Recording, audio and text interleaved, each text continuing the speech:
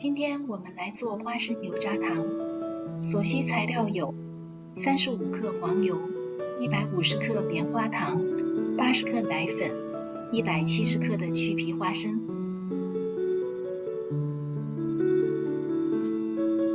首先，我们把去壳花生平铺在上，350华氏度，也就是摄氏177度，烤20分钟。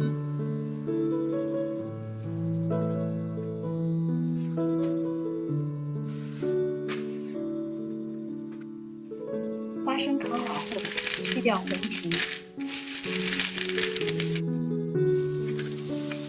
黄油融化，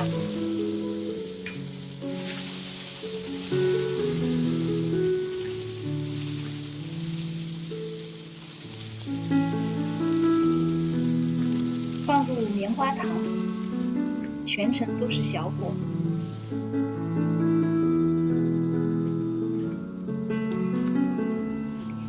棉花糖融化掉后，倒入奶粉，同时关火。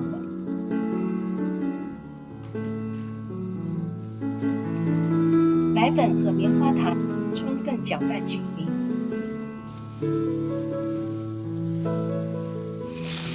放入去皮花生170克，再次搅拌均匀。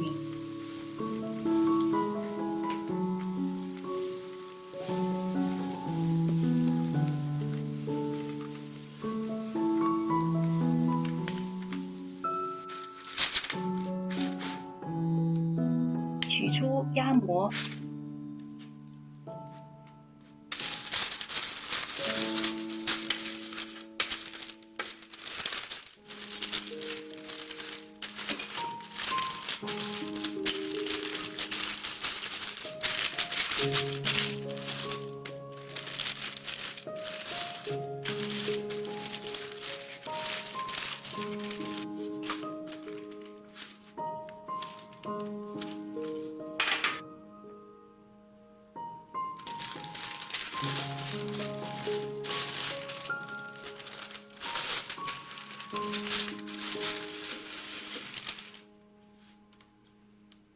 放凉后，切成大小合适的糖块。